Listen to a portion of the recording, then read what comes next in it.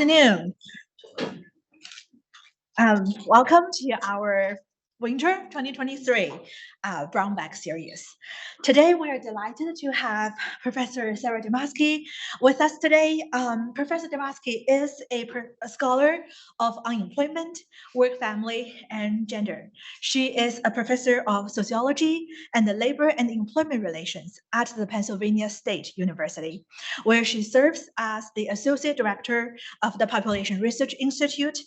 Dr. Damaske is the vice president of the international organization, the Work Family Researchers Network.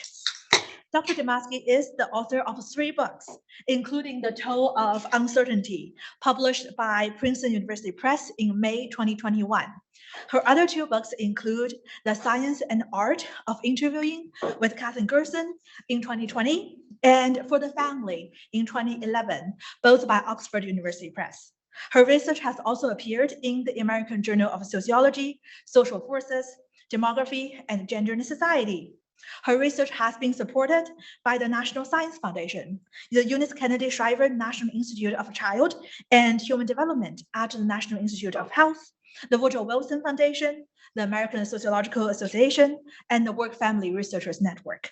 Please join me in welcoming Dr. Damaske.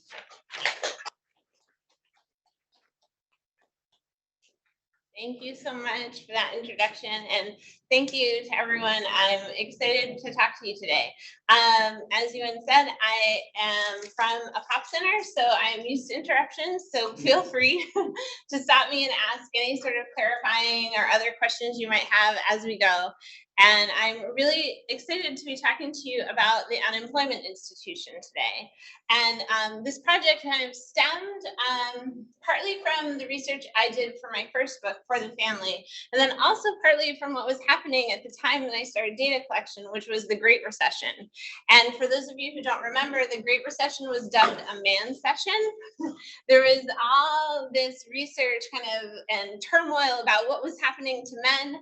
And because originally men's unemployment was double women's. It's important to note that as the recovery happened, we saw actually a pretty interesting trend where the recovery was a men's recovery, right? It was actually as that recovery was happening, women were still losing jobs. Women were still in a recession. Also at the time, there was quite a bit of research that suggested that women were experiencing more material hardship during the recession than men were. And even after adjusting for SES and marital status, we're still seeing this finding. This finding was pretty persistent. And so it suggested a puzzle, right? Across social class, do women and men differentially experience job loss, unemployment, and their effects? And so it's that question that really motivated the book and is at the heart of the research that I'm presenting to you today. I also wanted to tell you a little bit about the 2 kind of theoretical perspectives that I see as kind of guiding this and much of my other research, right? The first is thinking about gender as a primary frame for social relations, right? And what this means is that this is thinking about how gender frames our actions, even if we do not necessarily agree with some of the cultural beliefs that may shape our understanding of what is appropriate for men or for women, right? The idea that there are norms about appropriate behavior once you start childbearing, once you enter into marriage. This construct may shape your behavior, whether or not you agree or want to or aspire to kind of having or holding to some of those traditional norms. The second perspective is a life course perspective. I consider myself a life course scholar. I'm very much interested in how advantages or disadvantages accumulate over time. And I think that for the purposes of today's talk, this perspective was really important to my thinking about unemployment, because all I could think of as I was doing my research was that unemployment seemed like a very short and intense period of potential difference in resource accumulation, right? That we could think about applying this life course perspective to that time period in which people are unemployed and think about how they may accrue different advantages or disadvantages during this relatively short period of their lives. All right, I'm going to talk a little bit about study design. I've talked to several people today, and a number of folks asked me, so you do qualitative work, but then you also do quantitative work. And so I thought I would kind of lay it all out there for those of you who had questions about that. So yes, I'm a qualitatively trained sociologist. If you want to talk study design about qualitative sociology, I'm all in. So please feel free to ask any questions you might have. And I like to say that I'm a qualitative sociologist who works well with demographers, right? So I lucked out and did this fabulous postdoc at Rice University with Jennifer Bratter, who's a family demographer, and then I ended up at Penn State in the at PRI in our pop center, and so have had all this wonderful population training kind of via proximity. And so I think that that's one of the things to know is, and then one of the things that some of the students and I have talked about today is that there are opportunities to ask different questions throughout your career, and I think that's one of the fun things. But for now, we're going to talk qualitative sociology, and so if you have any questions about the design, please let me know. So I started out with a pilot study and they comprise about 16 participants of the full sample. The eligibility criteria that I used for all people who are included in the final sample was that people needed to be born between 1962 and 1987. So they're kind of in their prime working ages at the time of the study, that they were working a full-time job when they lost it, and that they experienced an involuntary job loss. So no one was quitting their job. The primary study via which 84 additional participants were recruited via unemployment centers in the state of Pennsylvania in 5 different counties. I used a stratified sampling design so that I could interview and have a relatively equal number of men and women, and a relatively equal among that across class. I had a 67% response rate of those who agreed to fill out the initial form. So myself and a team of graduate students would go to the unemployment centers, and at the end of the meeting, because the meeting was required for everyone, we would stand up and say, you do not have to stay and listen to us. But if you would like to, we are very much interested in understanding more about unemployment. And then we would go on to explain why. And then folks would fill out a screening survey, and from there be selected into an interview.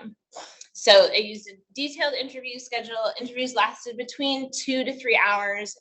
Almost all of them were in person. The longest one was about 6.5 hours. It included a trip to a soccer game. The shortest was about 1.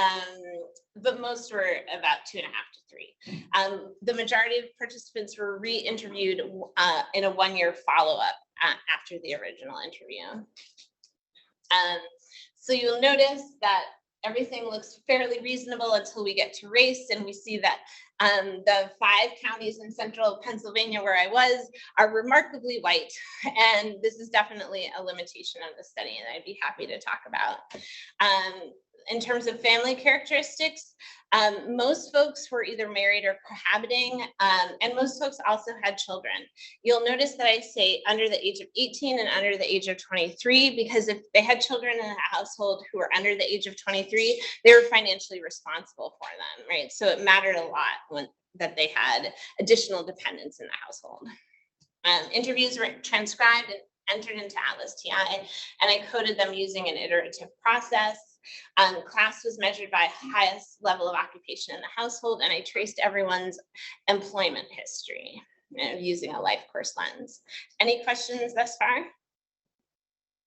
All right. So I make a few key arguments in the book. I'm going to give you an overview of them, and then we're going to talk through. The first is I argue that unemployment is an institution. We should think about it as an institution the way we think about workplaces, families, or schools, that both generates and reproduces inequalities. I think the second is that unemployment not only generates inequality between the employed and the unemployed, and I think this is where the vast majority of sociological research on unemployment has been on that difference between the unemployed and the employed. I'm looking at Sarah as I say this, but it also generates inequalities among the unemployed. And that's really what we're going to tease out today. I argue that the guilt gap shapes gender differences at home, and that searches for work are shaped by these unemployment experiences and by these that are differentially driven by the unemployment institution. All right, so what is an institution? Before we go down that road, I feel like we need to all agree on at least some sort of set of common understandings of what an institution can be. And there's a lot of sociological literature out there on this. And this is certainly not a comprehensive list of everything anyone has ever argued is an institution. But I think these are the themes that, to my mind, are most recurrent across that literature and that seem most relevant to our understanding of why we might think about unemployment as an institution. The first is that it should be fundamental to adult life. The second, that it is governed by state and federal law. The third is that it is structured by organizations. And the fourth is that it is shaped by shared language and customs. All right, so fundamental to adult life. So over the last 30, 40 years, we have seen increased job losses, both among professionals and among service workers. This increase in job security is not job insecurity is not something that is being experienced by only one segment of our economy. We see widespread change, and that job loss and unemployment are being experienced by those at the top now more than they used to experience it. And we also see increase of risk in those service workers. We also have seen over the last 30 to 40 years a sharp increase in discouraged workers and in those who are employed involuntarily in part-time work, which is another indicator of people's likelihood to experience unemployment or to be at risk for unemployment. There's research that suggests that over 3/4 of Americans will experience one bout of unemployment before the age of 65. And my own research with Adrienne Freck and Hillary Wething has found that about 2/3 of Americans experience a bout of unemployment before the age of 25. And that's using the NLSY 79 data. And so right off the bat, we have huge experience of unemployment, right, among most Americans. In fact, so much that we start the chart of looking at it at age 27 because the risk prior to that is just so darn high.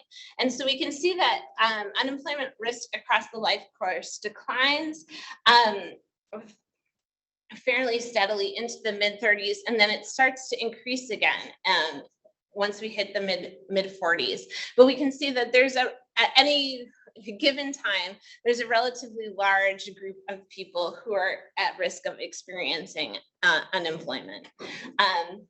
I'll also give you one other slide from our research that I think helps us understand why we might want to understand differences among the unemployed, right? So you remember that I said that 2/3 are at risk of experience on unemployment before they hit 25. So what happens after they hit 25?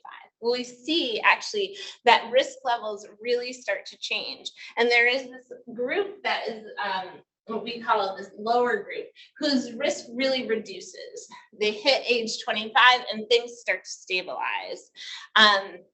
But that is not the case for all groups. This early career group, they see it not just in the transition to adulthood, but a much higher risk for a much longer period of into their almost 40, right, where their risk starts to look more like the lower group. And then finally, we have this high group, and this higher group is experiencing a relatively, they're hitting somewhere between 40 to 50% likelihood of being unemployed in any given year for a 20 odd period of their working years, right? So this is a very high risk of unemployment. All right. So hopefully this is somewhat convincing in the fundamental to adult life category. The next is that the next thing I want to convince you about is that state laws structure how unemployment is experienced. They structure waiting periods for benefits, challenges to eligibility, benefit amount and duration, and the ability of the unemployed to seek a preferred job. And this is among those who are the lucky few to be eligible for unemployment. And I think that's a really important place for us to start, because everyone that I'm going to be talking about today was eligible in the state of Pennsylvania. And Pennsylvania is actually, relatively speaking, on the better side in terms of who's eligible. More people are eligible than not. About half in Pennsylvania are eligible of the unemployed, which is better than the average, right? Which is about 35% in the US, according to best estimates. And so more people than not are eligible. And so most people, the law actually completely kicks out, right? They're not included in this group. They would not be part of the study because they are not eligible from the get-go, right? And so state laws are structuring even whether folks are able to be part of my study and to be eligible for these benefits that I'm going to talk about. But then if you are eligible, there are a lot of rules that structure that eligibility. And there are differences state to state because of our wonderful federal state system. So no two states look exactly alike, but many of the same states have fairly similar eligibility requirements. And so the ones that I'm describing here that are the ones from Pennsylvania are fairly common from state to state. So most states have waiting periods for benefits.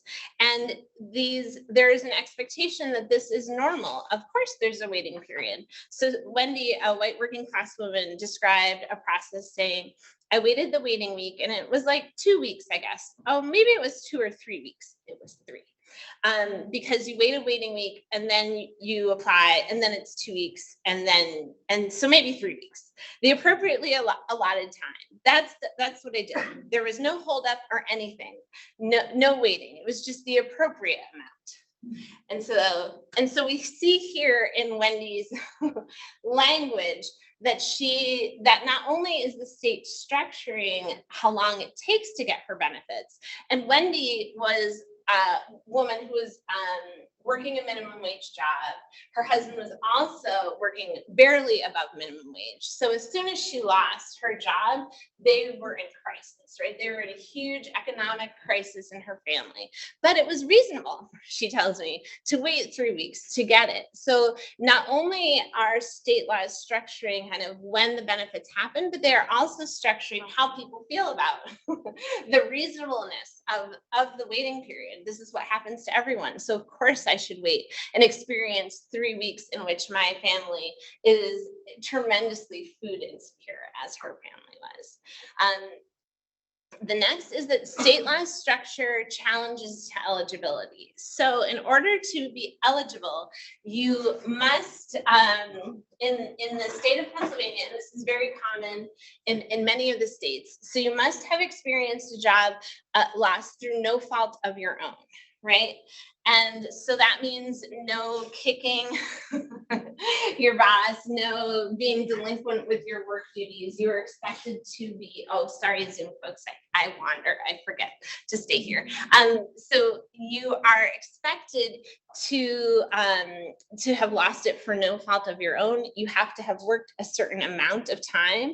You have to have worked a certain amount of hours. You have to have been paid a certain amount of money. So you have to hit all of these benchmarks in order to be eligible. And then your company is still allowed to challenge your eligibility. And so Seth explained, the unemployment office gave it to me. They saw my situation and they gave it to me, no problem. And then they give the company a certain amount of time to answer if they want to give it to me or not. And they took a long time, but they still gave them enough time to fight it. So I had unemployment for about a month and then they fought it, and that put one of my checks on hold.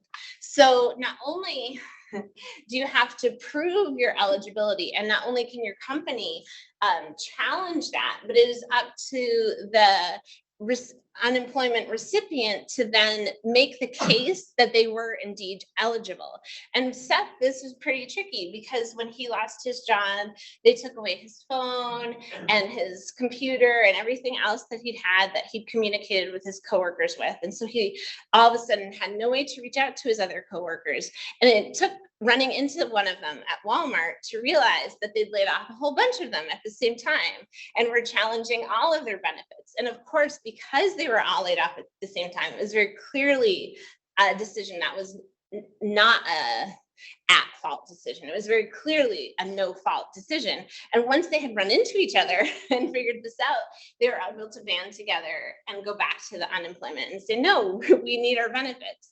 But the way the state regulates it does so in a way that is most beneficial to the folks, to the employers and not to the employees. Was that a hand? I was wondering like what incentive a company or employer has to challenge. So they have to pay part of it. Oh, Right. So the company does pay a partial amount up to a certain amount. It's sort of complicated and state run within that, but there is a cost to the company, right? So it's meant to deter, and it's not that huge a cost for many companies. Companies often see it as cheaper than keeping people on payroll, right? It's different than say it would be in many European contexts. It's much less costly to the company, but there is still a cost. Great question, thank you. So state laws also structure benefit amount and duration. So Pennsylvania is on this end not necessarily generous, but not particularly ungenerous either. So we're about average, and Pennsylvania gives about 50% of your prior earnings. So up to a cap. And that's what everyone experiences. Finally, state laws structure the ability of the unemployed to seek their preferred job, right? And so if you've ever heard President Biden speak on unemployment, which he does often, he says, well, we want people to, find the right job for them. This is not true. This is not how any of the states structure unemployment, right? You are meant to go back to work and to be looking for work, and you are meant to accept a job if offered.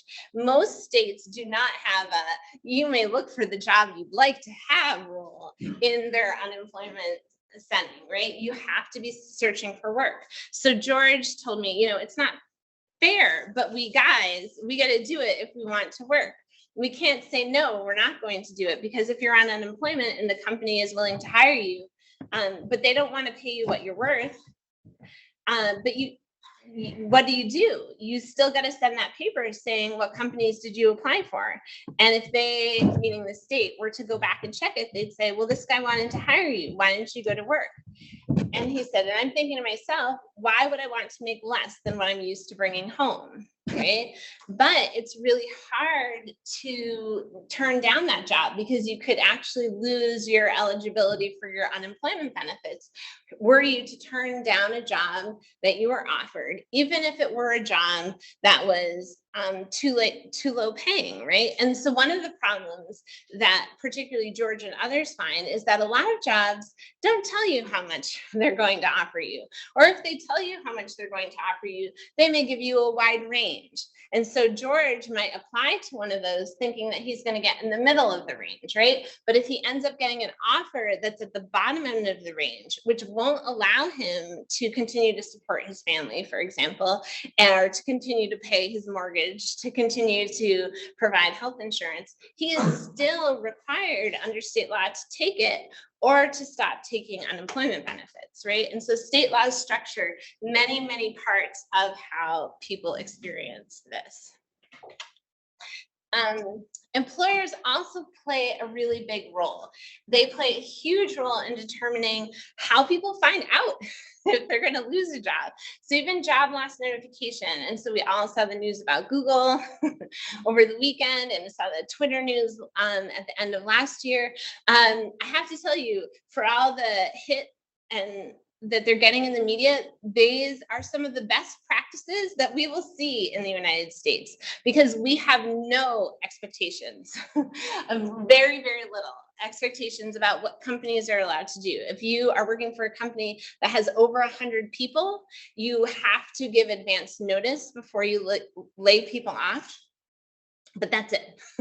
There are very few other regulations that you are obligated to follow. And so I'm going to give you 3 different examples using fairly different experiences to give you a sense of how people might enter into the unemployment institution. So the first is when you get advance notice. You could, if you were very lucky and in a professional position, receive quite a bit of advance notice. So Philip, who's a white middle class man that I met, told me that the position that he was originally hired for, sorry about that, and was assuming and had the responsibilities for it, that position went away. But they liked me as an employee, and so they gave me other tasks that didn't have anything to do with what I was hired for because they wanted to keep me. So I spent the last year with other tasking as they worked to try to retain me. But as things continued to get cut and they continued to let people go, even the tasks that I was performing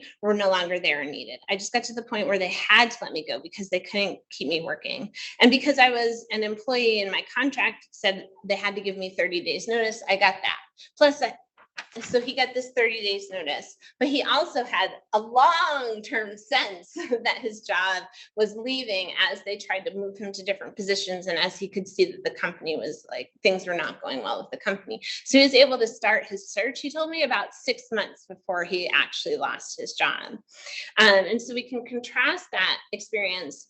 And he received a severance, and severances like the ones that we see with Google or with Twitter, I found in my research were only common among the professional positions that white middle-class men were in. Even white middle-class women were much less likely to receive severances because they were employed in different occupations and in occupations that were much less likely to provide severances. And severances were literally non-existent for the working class, right? So having a severance was a real differential. The next is the use of standard HR practices. So using standard HR practices, while you may not get 30 days notice and you might not get a severance package, you at least get some information. So Scott explained that they sat him down. We got called into the office, we sat down with HR and my plant manager, and they let us know that work was slow and they were going to lay us off. They had no return date to tell us, and they explained how to sign up for unemployment. Right. So it was standard. There was no advance notice. There was no severance, but he was told he was eligible for unemployment. He was told how to sign up, and he was let go in a professional manner. We'll contrast with the last one, which is actually not that uncommon, which is this experience of Wendy, who is a white working class woman. And she said that she had assumed that someone was going to be let go, but that her boss had been telling her it wasn't going to be her. And she said, it was actually always the other 2 people who were going to be laid off and not me. That's what they had continuously told me. So it came as quite a shock. And then I asked her, well, how did they tell you what happened? And she said, well, I went out for my smoke break. And while I was out on my smoke break, my boss came out and said, it's slow and it's been slow. You don't need to come back from your smoke break. You can just go, you can just go get your stuff and you're done. And she said it actually took her weeks to realize that she was eligible for unemployment because her employer did not let her know that. She had never experienced a job loss before. And so this was a shock to the system. She had no idea. She had no idea what to do. And so we can really see how employers are really structuring from the beginning how people are going to enter into the unemployment institution. Finally, I'm going to talk about a little bit about a part of the book in which I considered the way shared language and customs shape the unemployment institution. And in particular here, I'm going to think about how norms around gender are shaping the unemployment institution. So about 37 men and 36 women that I interviewed lived with a partner. And so I'm able to think kind of in depth about how they divided the second shift. And after job loss, both men and women reported that they were increasing household labor. And this very much tracks, all of this tracks with what we know from demographic research on the US population, right? Everybody's doing a little bit more, but women are doing a lot more and men are just doing a tiny bit. So there's pretty huge gender division of labor after a job loss.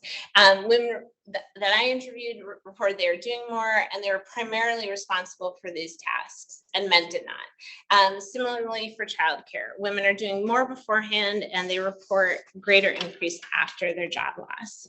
So I'm going to talk about a few examples from this. So women really were talked about kind of the collapse of bargains that they had made with their spouses, that they had made bargains in which you do this and I do this. And these bargains fell apart after they lost their job.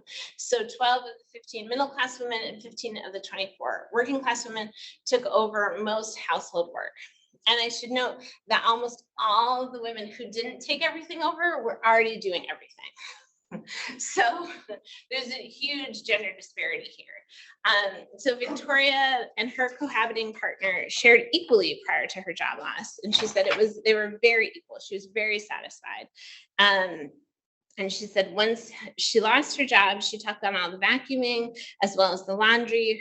She took on the dishes. She started mowing the lawn and taking out the trash. And I asked her kind of why did this happen? And she said, I feel guilty if he comes home and I'm sitting down. That doesn't seem right to me. I feel like I should be doing more because I'm not working, right? And so there's this real clear articulation of guilt to not be working while he's working and ownership of these responsibilities. These should become my tasks because I have lost my job. I have to help out in another way.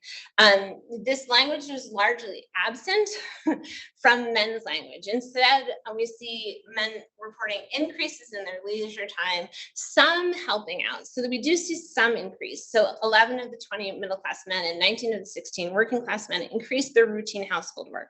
But what this often meant was they cooked dinner 3 times a week instead of twice a week. Or, the increases were sharply divergent in what they did. And so Joel, a working class man, is and his wife came in while we were talking about it. And so he was telling me what she did and what he did. And he said, that she had been working part-time while going to school part-time, and she'd increased to full-time work. So she was now working full-time as a student. And she said she also does most of the grocery shopping, cooking, cleaning, laundry, bills, and the kids. And so I said, well, what do you do? And he said that both he and his wife agreed that he was the better cook. And he said, so she does the more daily cooking. I do it if we want something really yummy. And so I said, well, if you're the better cook, why aren't you cooking all the time, right? Because that sounds delicious. And he said, well, I do it because I enjoy cooking. She does it because it has to get done.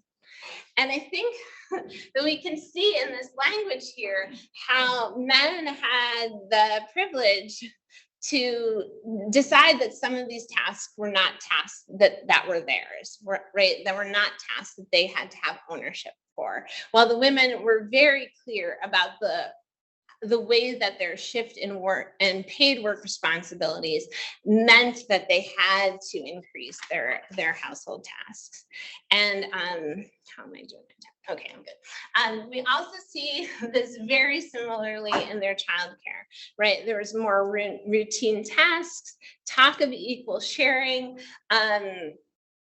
but less outsourcing and less actual sharing. So women were much more likely to talk about equal sharing when they talked about childcare, the middle class women were. But when you ask them, for example, Joan told me that her husband was, quote, a rock star husband when it came to childcare tasks, and that she wasn't, quote, a stay-at-home mom just because she wasn't working, right? This is very important to her identity. And so I said, well, what are you doing and what is he doing? And she said, well, now I am responsible for getting my son to and from daycare and for nighttime bath and bedtime routine. And I said, so what's your husband do, right? Because she's describing him. She said several times about how he was a rock star. And she said, well, he reads him his book at night. And so the sharing language was used, but I think in a very performative way, right? In which we do not always see the actions backing that up. We also see that women were more likely to lose support that they had previously received.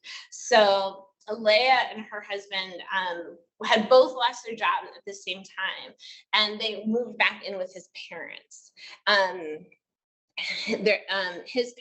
His mom had been providing childcare for them before they lost their jobs, but afterward that task returned to Leah, and she did not receive any help from her husband. And she said, childcare, that's me.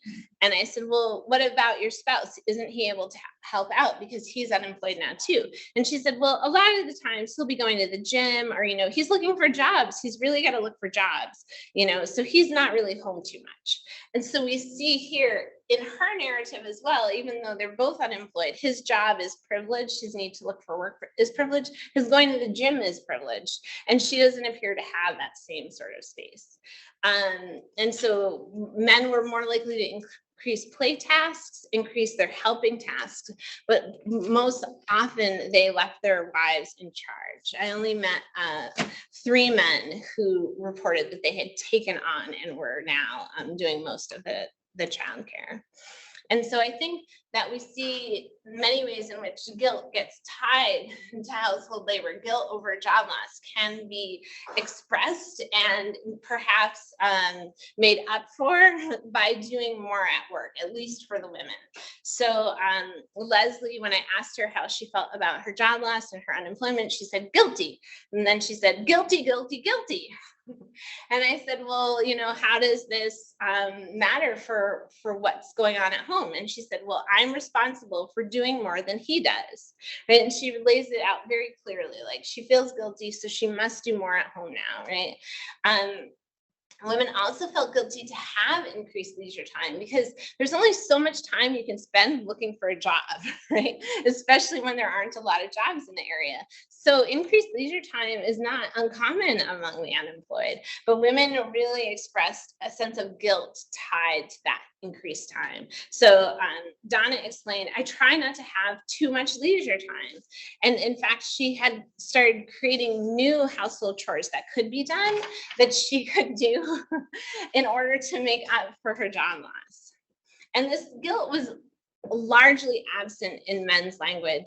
So men, and this is not to say that guilt or shame as it relates to losing a job was not part of men's identity. Men wanted to get back to work, but they were not making sacrifices in the household about it, right? They were not attaching any of the shame that they might feel about the need to find work to what needed to go on in the household, and in a chapter that I'm not talking about today, to how they were maintaining their own health. This language is really absent there. And so they would acknowledge the household labor disparity sometimes, but without any language of guilt, right? And so we just saw this guilt with guilt. And Harold says, well, he had said that he and his wife shared pretty equally, but it turned out they didn't once I went through my list and I read it off. And he was like, oh yeah. And then he said, well, my wife, yeah, she's actually getting the short end of the stick and I'm getting off easy. And then he laughed and he shrugged. And he said, I don't think I'm going to do anything to change that, right? And so we can kind of see here this rejection of responsibility. Men also kind of talked about how they were deserving of this time off, that they had never had access to time off before. They did not stay at home when children came, that being unemployed is actually a point in time some men felt where they did not have to have this, ideal worker norm commitment. It was this break from all of that. And so Neil told me, I've been enjoying not doing anything, but taking care of the homestead and just taking a break. And so he was cooking a few nights a week, and that was his contribution to taking care of the homestead. And so we again see kind of here how this kind of embrace of leisure, embrace of this time off. Men also often attributed their partner's higher workload as their preference rather than any sort of difference due to the decisions they were making. So Corey's wife increased her paid labor and did not change their other activities after his layoff, and she was dissatisfied. And he told me that she was expressing frustration with their change of routines. But he explained that he said that she's the type of person that always has to be doing something, right? And so this change to her labor is expressed as her preference, right? Rather than as a way that they are individually making decisions, as a family making decisions that compromise her free time and not his. Okay. So in conclusion, I hope I have at least made a start of convincing you that it would be useful to think about the 21st century unemployment system as an institution, that it is a central part of adult life, that is structured by state laws, organizational practices, and cultural norms and language. I think the next part, which I do discuss in the book quite a bit, is the implications of all of this, the financial insecurity that is experienced and differently in different households, the differences that happens in people's healthcare, and then how and their maintenance of their health. I saw a gender gap in how they maintain their health after their job loss, and then the implications of this for their searches, because it mattered a lot to their searches how they had gone through the process, and these disparities we see kind of accumulate and set some people up to be in a better position to search for work than others were. So state laws and organizational practices really position people very differently at the start of their unemployment period. And I also think that we should think about how these gendered norms and customs further disadvantage groups. Gendered household labor norms and guilt gap result in differences in healthcare seeking and healthcare and household labor. Women took on a much greater load of work at home, and this had real implications for when they were searching for jobs, right? They had less time to search for work because their time wasn't privileged, because their search time was not privileged. I think some of the broader implications for us is to think about how the unemployment system exacerbates existing inequalities, both through the structural inequalities that exist because of state and organizational practices, and through these gendered and class responses to the changes that are happening wrought by unemployment. So I think it's not simply that this structure, there are also these cultural norms that we bring into the structure that are exacerbating some of these inequalities even more. I think that in my mind, we can really see how the unemployment period mirrors other institutional processes of resource accumulation over the life course. And despite kind of class distinctions that we didn't quite get a chance to talk about today, there are also huge gender differences within class, with women reporting less financial security, and we can maybe start to understand that puzzle from the beginning as why women were reporting this greater sense of economic deprivation and this gendered guilt gap. In the end, I conclude that the unemployment institution normalizes and legitimates both employment precarity and the resulting inequalities of the new economy.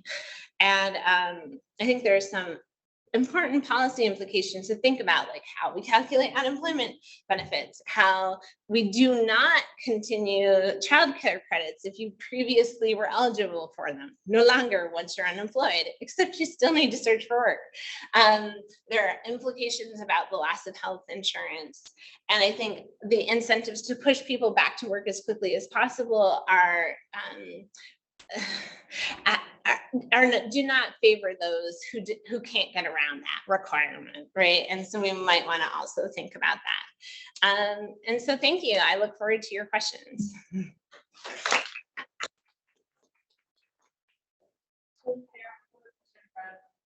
Folks that are online, and thank you everybody online. So Pam is curious about your thoughts about a possible discouraged worker / out of the labor force institution. The official definition of unemployment is that the person has sought a job in the last X number of weeks, right? So discouraged workers are not defined as being in the labor force, and they're left out of the official unemployment statistics. They're not considered unemployed. Is there a system around those folks as well, or is it kind of policing of the poor or the discouraged? That's a great question. And I think that we can see how we might think about the unemployment institution as kind of encompassing those folks as well through exclusion, right? So are you eligible for unemployment benefits? No.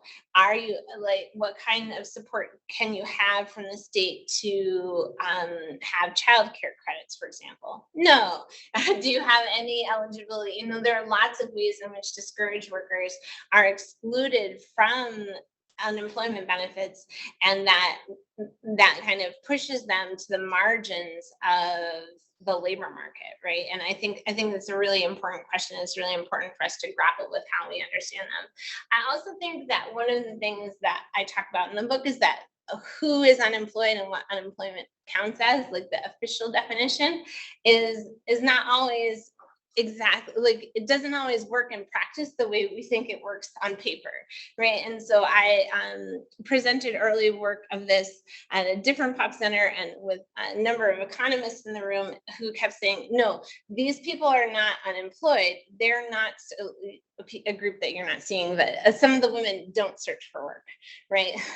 They're filling out the form and saying they're searching for work, but they're not. They're taking care of their kids. They're trying not to starve. They have no time to search for work. And so I was told you can't include them because they're technically not searching for work, but they were technically getting unemployment benefits from the state.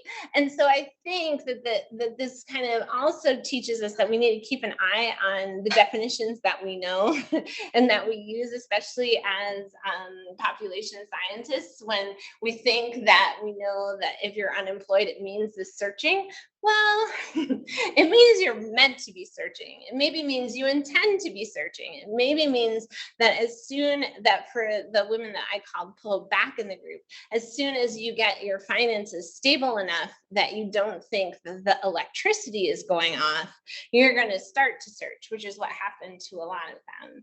Or if you were a very well-off professional man, who I include in this take time group in the search categories at the end, you manipulate the system and say, I've applied for 2 jobs. They're 2 jobs that are not even in my subfield discipline. I could never get them, but I'm applying for 2 a week.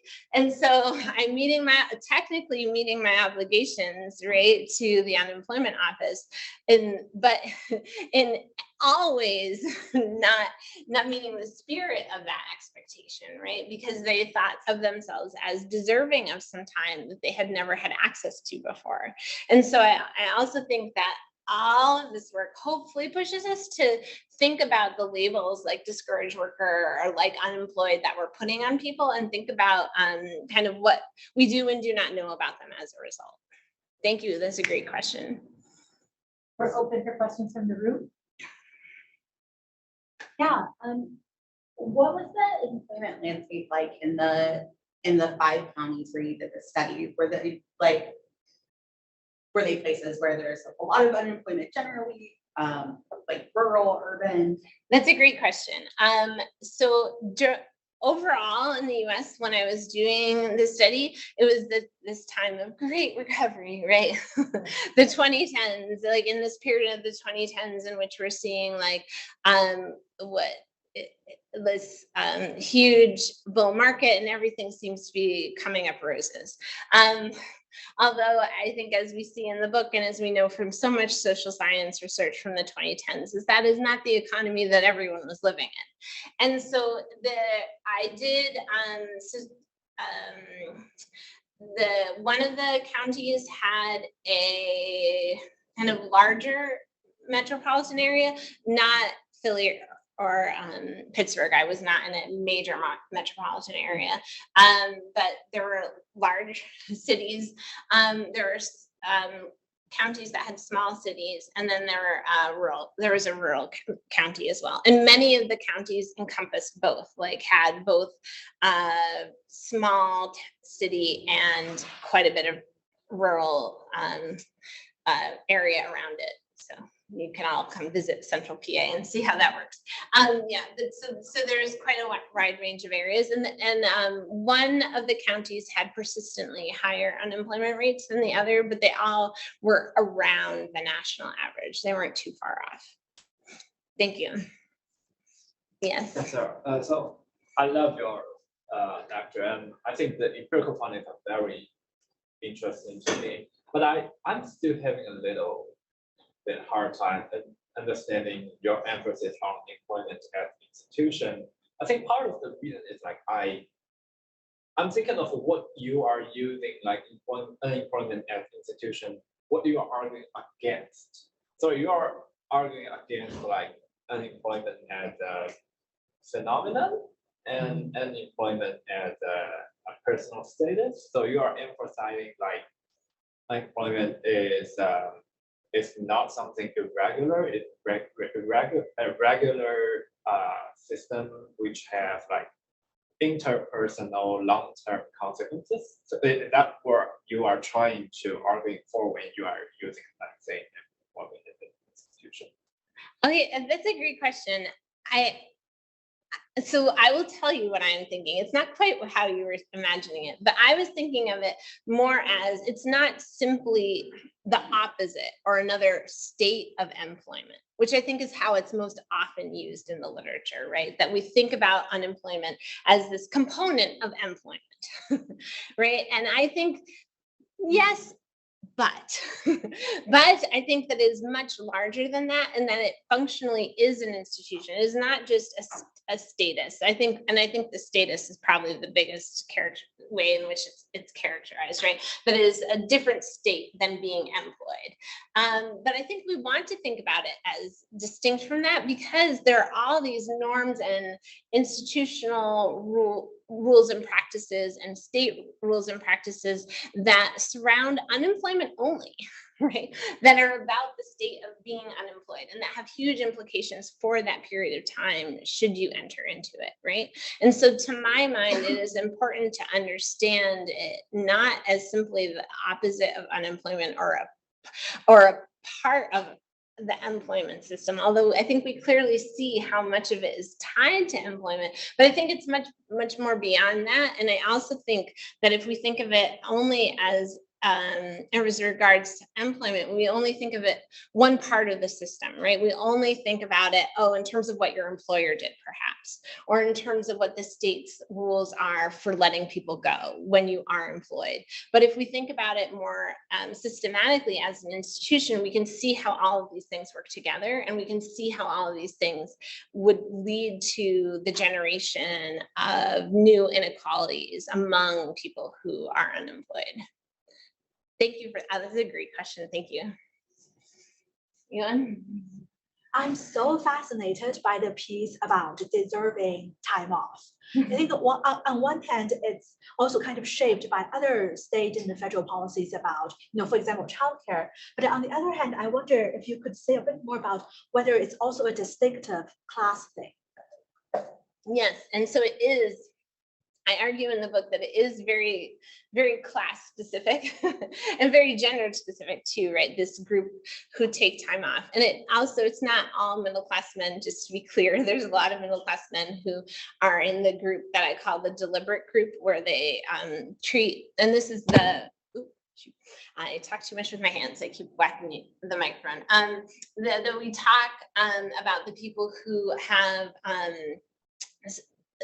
previous research has said, people who look for work treat it like a job. They go to work, but I found that was true for quite a bit, especially of the middle class workers, right? But it was true for not a lot of others, and for the middle class men who took time, and it was almost only middle class men who fell into that group. It was a smaller group than some of the others.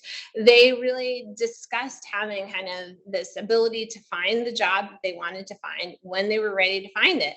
And as we were talking about earlier today, it was definitely the biggest surprise. I was not anticipating anyone would be like, this is vacation. But they told me they were doing their pool over. They were, so we have a few places that you might ski at in central Pennsylvania. They were going skiing, and it really, and I've had several people say, well, do you think they were using this to mask kind of shame that they might have felt about like being unemployed? And I think it's possible, but I also think they weren't doing a lot of job searching for folks who might have been in that category. Like most of the men really hadn't started looking. They were kind of thinking about what they wanted. They were keeping an eye out for stuff that might be particularly what they wanted, but they had a very good sense that they had the ability to re-enter their market. It was a good market, especially for those who were in these kind of higher professional occupations at the time. And the vast majority of them, and the end of the story is I interviewed them a year later and they were right. They did have the ability to take that time off. I mean, some of them didn't do quite as well as they had hoped, but a lot of them did very, very well. Like they had read the market correctly in terms of their ability to re-enter it. I'm going to call us right now and just say thank you to our fantastic speaker and our wonderful audience. And if you have a question you want to ask in the next 5 minutes, personally, feel free to go up. But thank you all so much for coming. Thank you.